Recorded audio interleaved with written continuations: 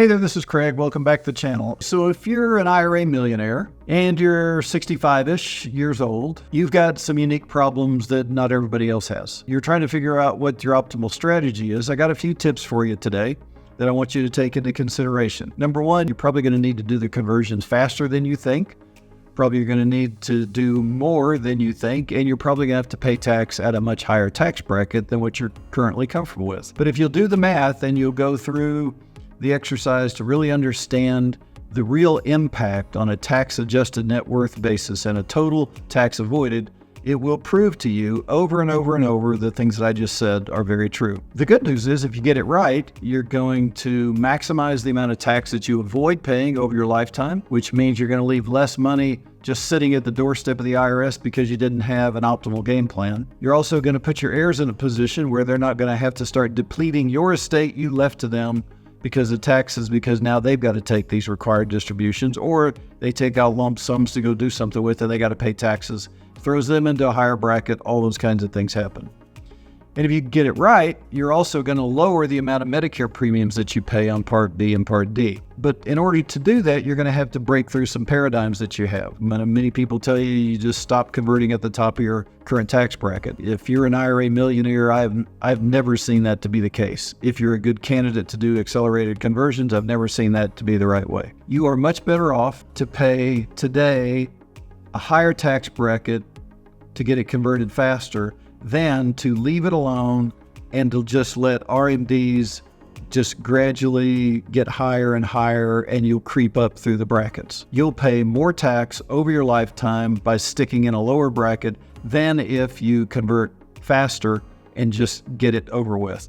I will say this, very seldom is a one and done strategy the right strategy, but occasionally we've seen that works just fine for people. See, one of the things that I think was just groundbreaking for me early on is I realized just how much income you're going to avoid by getting conversions done correctly. If you're 65 years old and you have for every $1 million you have in your IRA, you're going to have 2.5 to 3 times that amount of required minimum distributions over your lifetime. So that means that you're going to have forced income on your $1 million IRA of between $2.5 and $3 million over your lifetimes. If you have $2 million, you're going to have $5 to $6 million of forced taxable income come into your lifetime that you're going to have to pay tax on. And those RMDs can, under the current law, can cause your Social Security to all of a sudden become taxed where it was not before. It will definitely cause your Medicare Part B and Part D premiums to increase, and that could be as much as another $1,000 a month on top of what the base amount is that you're already paying. So getting this right is really important, and understanding that you're playing the long game on this is really important too. The short game says, how do I pay less tax this year?